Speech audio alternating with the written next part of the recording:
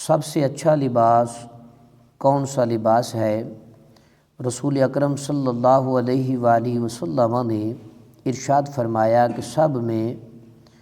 اچھے وہ کپڑے ہیں جنہیں پہن کر تم خدا کی زیارت کرو، یعنی خدا کی عبادت کرو۔ مسجدوں میں پہن کر جاؤ سفید لباس، قبروں میں پہن کر جاؤ یعنی کفن کے طور پر،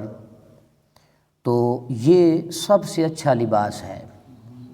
جو میت کو پہنایا جاتا ہے اور جو نماز کے لیے پہنا جاتا ہے، یعنی سفید کپڑوں میں نماز پڑھنا اور مردے کو کفنانا یہ اچھا عمل ہے۔ رسول اللہ صلی اللہ علیہ وآلہ وسلم کی قمیص کی آستین جو ہے وہ گٹے تک تھی، یعنی حضور کرتا مبارک پہنا کرتے تھے اور وہ گٹے تک تھا۔ رسول اللہ صلی اللہ علیہ وآلہ وسلم امامہ باندھتے تو دونوں شانوں کے درمیان میں شملہ لٹکاتے،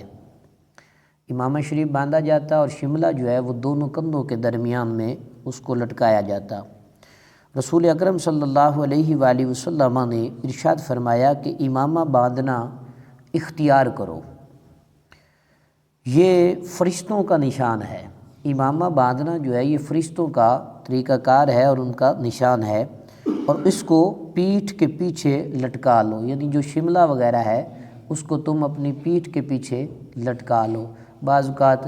آگے ہم اس کو لٹکا لیتے ہیں، تو یہ اس سے بہتر یہ ہے کہ اس کو پیٹھ کے پیچھے جو ہے وہ لٹکایا جائے۔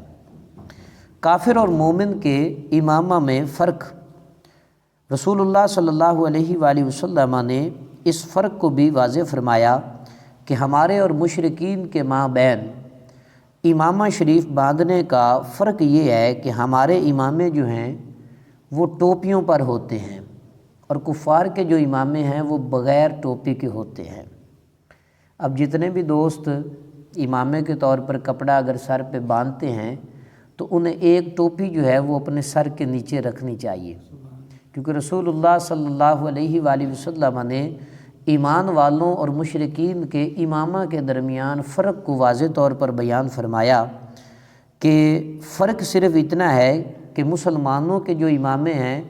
وہ ٹوپیوں کے اوپر ہوتے ہیں اور مشرکین کے جو امامے ہیں وہ ٹوپیوں کے بغیر ہوتے ہیں۔ جتنے بھی بزرگ لوگ پگڑی کے طور پر کپڑے کو باندھ لیتے ہیں ان کو کوشش کرنی چاہیے کہ سر کے نیچے ایک ٹوپی پہننی چاہیے، اس کے اوپر جو ہے وہ بطور امامہ کپڑے کو باندھ لینا چاہیے۔ حضرت عائشہ صدیقہ رضی اللہ تعالیٰ عنہا کہتی ہیں کہ حضور صلی اللہ علیہ وآلہ وسلم نے مجھ سے یہ فرمایا کہ عائشہ اگر تم مجھ سے ملنا چاہتی ہو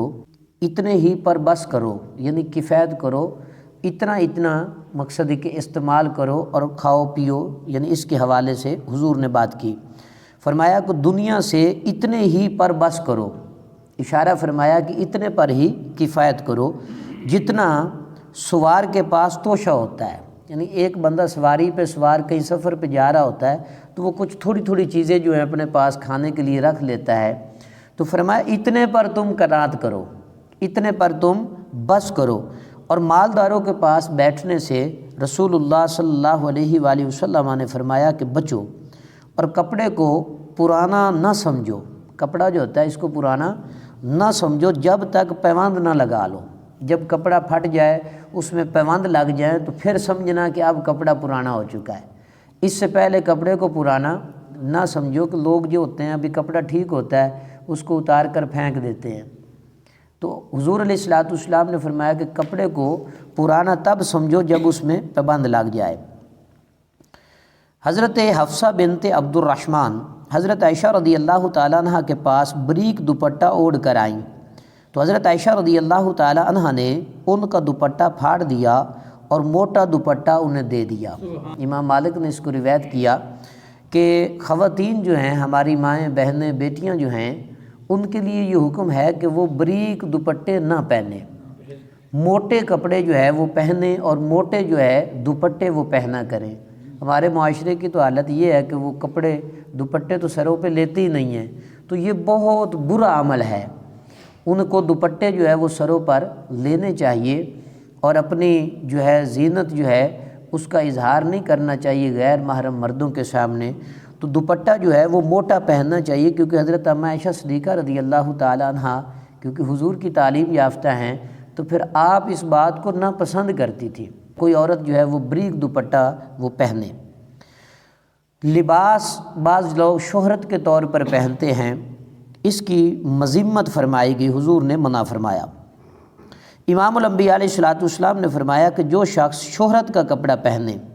قیامت کے دن اللہ تعالیٰ اس کو ذلت کا کپڑا پہنائے گا، یعنی شہرت کے لیے کپڑا نہیں پہننا چاہیے۔ لباس شہرت سے کیا مراد ہے؟ تکبر کے طور پر اچھے کپڑے پہننا، یعنی تکبرانہ انداز میں پہننا اور تکبر کے طور پر نیا لباس پہننا۔ جو شخص اس طرح کرتا ہے اس نے لباس شہرت پہنا، اور جو لباس شہرت پہنتا ہے کل قیامت والے دن اللہ تعالیٰ اسے ذلت کا لباس پہنائے گا۔ جو شخص درویش نہ ہو، ایک بندہ درویش نہیں ہے لیکن وہ درویشوں والے کپڑے پہن لیتا ہے، درویش نہیں ہے لیکن لباس درویشوں کا پہنتا ہے اور یہ سمجھتا ہے کہ لوگ مجھے درویش کہا کریں گے، تو یہ بھی اس سے بھی منع کیا گیا کہ ایسا نہ کرے، وہ اپنے آپ کو درویشوں کی طرح بنائے، درویشوں کے نقش قدم پہ چلائے۔ اب ایک بندہ عالم نہیں ہے، وہ علماء کے سے کپڑے پہن کر لوگوں کے سامنے اپنا عالم ہونا ظاہر کرتا ہے، جتاتا ہے، حالانکہ عالم نہیں ہے، تو اس کپڑے کو بھی کہا گیا کہ یہ لباس شہرت ہے۔ مقصد ہے کہ عالم تو نہیں، اپنے آپ کو عالم بنا کے پیش کر رہا ہے اور عالموں والے کپڑے جو ہے وہ پہن رہا ہے۔ امامہ شریف عالم کی طرف طرح لگاتا ہے، کپڑے بھی ویسے ہی پہنتا ہے۔ ہاں اگر وہ عالم نہیں، عالم کے نقش قدم پہ چلتا ہے، لباس بھی ویسا پہنتا ہے، امامہ بھی ویسا پہنتا ہے، جوتے بھی ویسے پہنتا ہے، کپڑا بھی ادھر ویسے رکھتا ہے، تو اب لوگ اگر اسے عالم سمجھنے لگ جائیں تو وہ لوگوں کو بتا دے کہ بھائی میں عالم نہیں ہوں، میں حافظ نہیں ہوں، میں قاری نہیں ہوں۔ اگر لوگ اسے حافظ قاری سمجھیں، عالم سمجھیں اور وہ اس پہ خوش ہو تو اب وہ اللہ کی گرفت میں آ جائے گا، کیونکہ اس نے غلط کام کیا۔ یعنی کپڑے سے مقصود کسی خوبی کا اظہار ہو تو پھر کپڑا جو ہے وہ اس کے لیے وبال بن جاتا ہے۔ اگر وہ زینت کے طور پر اپنے لیے پہنا ہے، اپنے جسم کو چھپانے کے لیے، کسی مقصد ہے کہ نقش و نگار کے لیے نہیں پہنا، تو اب وہ بہتر ہے۔ اگر وہ نقش و نگار کے لیے یا زینت کے طور پر پہنتا ہے تو اس کی اجازت نہیں ہے، خاص کر مردوں کے لیے۔ فرمایا جو باوجود قدرت کے اچھے کپڑے پہننا تواضع کے طور پر چھوڑ دے، اللہ تعالیٰ اس کو کرامت کا حلہ پہنائے گا، یعنی اچھا لباس پہننے کی طاقت بھی ہے، عمدہ سے عمدہ کپڑے پہننے کی بھی طاقت ہے، لیکن پہنتا نہیں ہے، عاجزی کے طور پر، وہ عاجز بندہ ہے، سادہ آدمی ہے، تو اب اللہ تعالیٰ اسے کرامت کا حلہ پہنائے گا۔ حضرت ابو الاحوص کے والد کہتے ہیں کہ میں رسول اللہ صلی اللہ علیہ وآلہ وسلم کی خدمت میں حاضر ہوا اور میرے کپڑے گھٹیا تھے، گھٹیا سے مراد یعنی میلے کچیلے تھے اور پرانے بسیدہ کپڑے پہن رکھے تھے۔ حضور علیہ الصلوۃ والسلام نے فرمایا کیا تمہارے پاس مال نہیں ہے؟ کیا تمہارے پاس مال نہیں ہے؟ تو وہ کہتے ہیں کہ میں نے عرض کی ہاں ہے۔ فرمایا کس قسم کا مال ہے؟ تو میں نے عرض کی خدا کا دیا ہوا ہر قسم کا مال ہے، اللہ نے مجھے اونٹ بھی عطا فرمائے، گائے بھی عطا فرمائیں، بکریاں بھی عطا فرمائیں، گھوڑے اور غلام بھی مجھے اللہ نے عطا فرمائے، یعنی میرے پاس اللہ کا دیا ہوا بہت مال ہے۔ تو لجپال کریم آقا علیہ الصلوۃ والسلام نے فرمایا جب خدا نے تمہیں مال دیا ہے، اللہ نے تجھے مال دیا ہے تو اس کی نعمت اور کرامت کا اثر تم پر دکھائی دینا چاہیے۔ یہ سمجھ لیں ذرا اس بات کو کہ اللہ نے جس کو مال دیا ہے اس کے کپڑوں سے بھی ظاہر ہونا چاہیے، کیونکہ صاف ستھرا لباس پہننا، عمدہ لباس پہننا، خوبصورت لباس پہننا اور اپنے آپ کو صاف ستھرا رکھنا، حضور علیہ الصلوۃ والسلام نے فرمایا الطہور شطر الایمان، پاکیزگی جو ہے وہ ایمان کا حصہ ہے، پاکیزگی جو ہے وہ نصف ایمان ہے۔ تو اس لیے عمدہ اور صاف ستھرا لباس پہنے،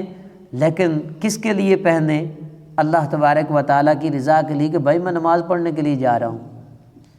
دنیا داری کے لیے۔ آج ہمارے یہاں ایسے ہی ہوتا ہے کہ جب کہیں کسی بڑی دعوت پہ جانا ہو تو بڑے صاف ستھرے کپڑے پہن کے لوگ جاتے ہیں، نماز پڑھنے کے لیے سادہ سے کپڑوں میں آ جاتے ہیں۔ تو سب سے حسین عمل یہ ہے کہ جب بھی لباس پہنو تو اس نیت سے پہنو کہ میں اللہ کی بارگاہ میں حاضر ہونے کے لیے جا رہا ہوں اور عمدہ لباس پہن رہا ہوں۔ اور ہم علماء جو ہیں وہ میلاد کے دنوں میں کپڑے سلواتے بھی ہیں اور پہنتے بھی ہیں کہ حضور کے میلاد کی خوشی میں ہم کپڑے پہن رہے ہیں۔ اب سرکار دو عالم صلی اللہ علیہ وآلہ وسلم نے فرمایا کہ جو دنیا میں ریشم پہنے گا اس کے لیے آخرت میں کوئی حصہ نہیں ہے۔ اس حدیث کو امام بخاری نے اور امام مسلم نے روایت فرمایا۔ نبی کریم صلی اللہ علیہ وآلہ وسلم نے فرمایا کہ سونا اور ریشم میری امت کی عورتوں کے لیے حلال ہے اور مردوں پر حرام ہے۔ مرد سونا نہیں پہن سکتا، مرد ریشم کا لباس نہیں پہن سکتا، اور سونا بھی پہن سکتی ہے اور ریشم کا لباس بھی پہن سکتی ہے۔ رسول اللہ صلی اللہ علیہ وآلہ وسلم نے درندے کی کھال بچھانے سے منع فرمایا۔ آخر دعوانا ان الحمد للہ رب العالمین۔